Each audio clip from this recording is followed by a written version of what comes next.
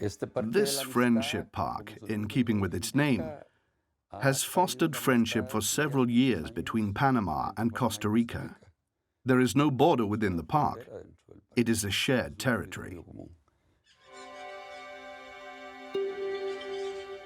Costa Rica and Panama have never fought each other, and for good reason. There are no more armies on either side of the border, a decision that was taken in a highly particular context. The Latin American Republic of Panama. In December 1989, the United States invaded Panama to fight a dictator suspected of arming the communist regime of Nicaragua, General Noriega. The operation made it possible for his opponent, Guillermo Andara, to be elected. Yet no South American country would recognize Andara, except for Costa Rica. My mandate was coming to an end in May 1990, and I told President Andara, I want to recognize your government, and I want to be the first to do so because we are neighbors. But for this, you must pay a price.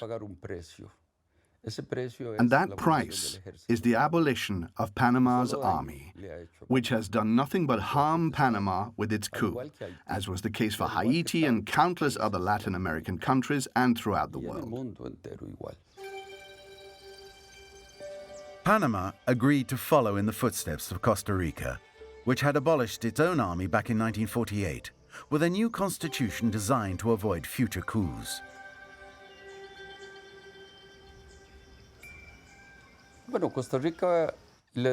the words of François Mitterrand, Costa Rica is the only country in the world to declare peace on the international community. Having no army has always been a calculated risk. The money that would have been used to purchase weapons was invested in education and health instead. The entire population is covered, as in wealthy countries, and we have the highest literacy rate of any developing country.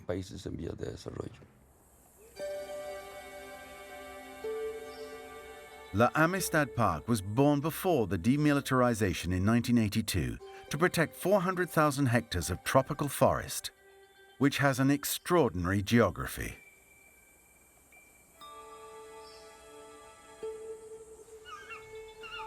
Classified as a World Heritage Site by UNESCO, the park is home to rare species of birds and insects, some of which have just been discovered.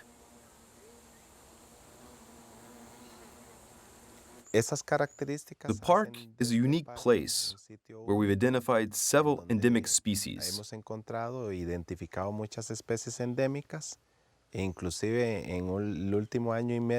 This year alone, so far, science has discovered 3 new species, and we hope to be able to discover more in the future.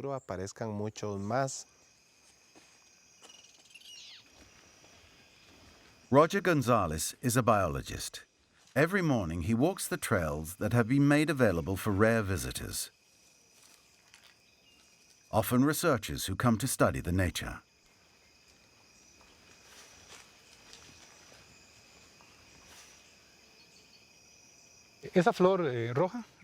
This red flower comes from a tree called boro.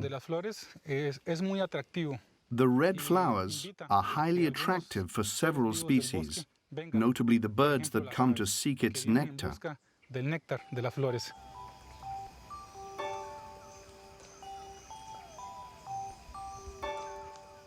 Costa Rica boasts 20,000 varieties of butterflies and 400 types of birds, including these magically colorful hummingbirds.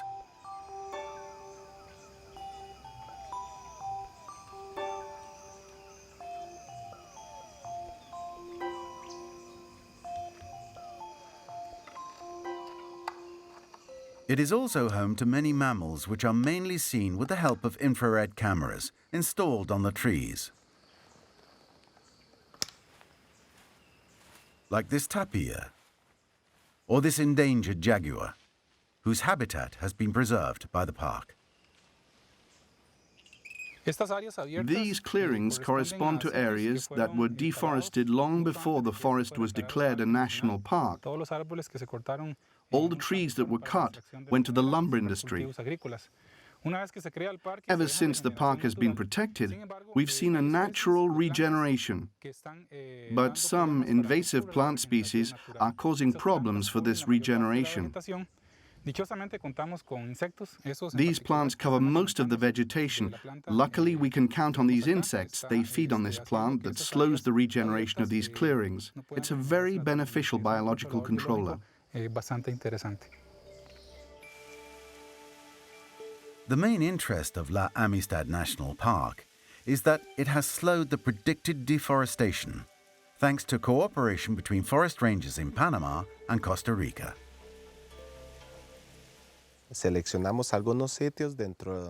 We select certain areas within the park on both the Costa Rican and the Panamanian sides. And we patrol 5, 6, or even 7 days in strategic spots where we know there are hunters, illegal crops, or clearings.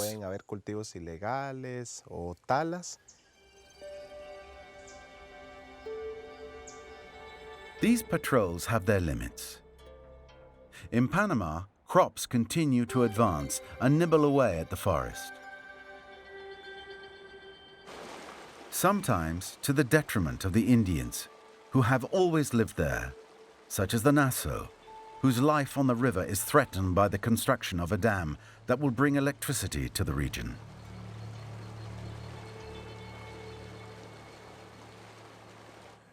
For the Nassau, the river is many things. It's everything. It's their highway, their form of transportation. They have no roads between their 12 communities.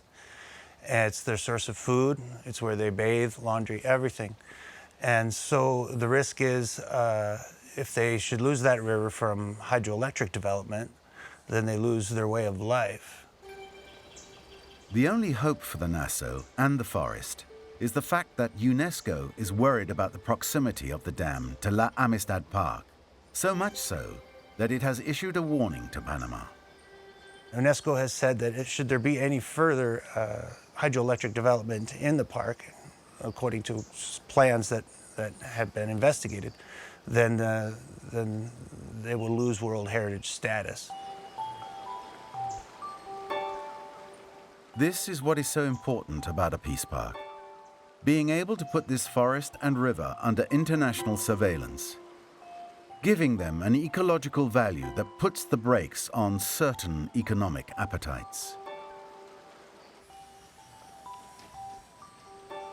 Unlike Panama, Costa Rica has banned construction and crops within the forest since the creation of the park.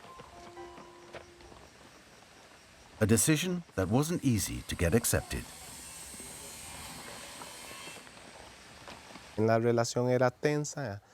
Relations between the two countries were tense between 1982 and 1987 because of poaching and vandalism in the protected reserve. But little by little, thanks to joint action, the situation began to change, notably due to community management programs, scientific research, and environmental education, which are now coordinated with organized groups located in the buffer zone.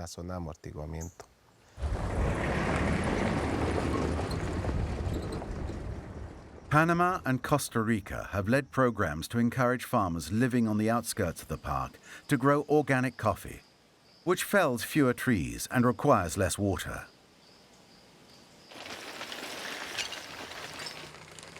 A message completely accepted by the new generations.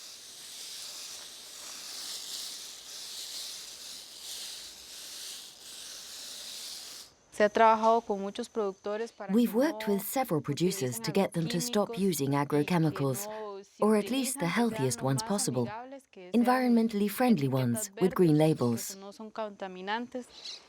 The water in this zone comes from a spring 1.5 kilometers away, so we're working to protect that. The park has helped protect critical habitat. And in more than actually protecting the habitat itself, it's also helping to create more of an awareness of the importance of biosphere reserves, especially among the young people.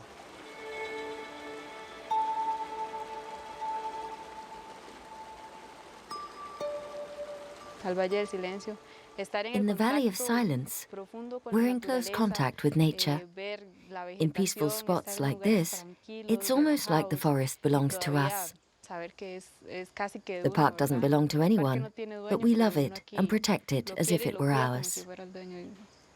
I think there's hope because there's a great pride in the ecology emerging, and there's a great pride in the fact that Panama is, along with Costa Rica, home to a World Heritage Site for the ecology. Si bien el cambio climático Although climate change and border problems may lead to wars, it's also true that natural parks can bring friendship and peace and prevent conflict between neighboring countries. de conflictos entre países vecinos.